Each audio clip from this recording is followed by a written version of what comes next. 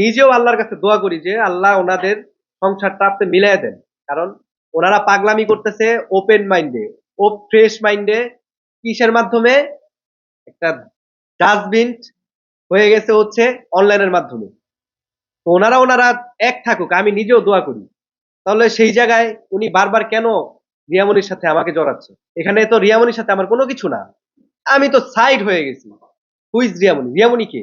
আমার একজন co artist, only for co artist. আমি কি ওনাকে বিয়ে করছি? এখন যে আলম বারবার বলতেছে প্রকাশ্যে তো আলম রিয়ামনিকে তালাক দিতে, এখন তো আর রিয়ামনি তার ওয়াইফ নাই, তাই না?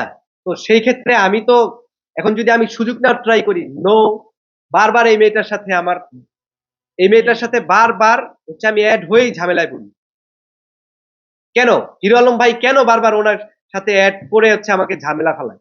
আমার তো মনে হচ্ছে হিরো আলম ভাই নিজের চাল, এটা হিরো আলম আর রিয়ামনির নিজের চাল, দুইজনের ট্রেন্ডিং এ থাকার জন্য এগুলা করতে। কেন কি মেয়েও আছে? এটা একটা একটা হাস্যকর কথাবার্তা। এখন বিষয় হচ্ছে আর্টিস্ট হিসাবে তো আমি অনেকের সাথেই কাজ করছি। আপনারা কয়জনের নাম বলছেন? আপনারা রিয়ামনির নামটা কেন বলেন? এই কারণেই বলেন যে এটা নিয়ে আমাদের দ্বন্দ্ব, এই তো। এখানে তো চাল, এটা তো উনি হিরো আলম ভাই আমাকে ফাঁসানোর জন্যই করতেছে। হ্যাঁ, রিয়ামনির সাথে এখন তো আমার কোনো কাজ দেখছেন আপনারা? দেখেন নাই, তাহলে হিরো আলম কেন বারবার আমি কোনো ভিডিও বানালাম না কেন তাহলে আমাকে বারবার রিয়ামনির সাথে ফাঁসাই দিচ্ছে কেন? আমার তো মনে হচ্ছে উনি বারবার ট্রেন্ডিং এ থাকার জন্য এগুলো করতেছে। কেন? কেন ভাই আপনি কেন? আপনি কি কাজ পারেন না? এই যে এটা আমার ডান্সের ক্লাব, আসেন আমি ডান্স শিখাবো, মাইন্ড করেন না। আসেন এখানে আমি ডান্স শিখাবো। আপনার কি কোনো যোগ্যতা নাই? আপনি না মুভি বানান, তাহলে মুভি বানান, ভালো ভালো কিছু করেন। আপনি কেন আমার পিছে লাগছেন? মামলা দেন কিছু হইলেই।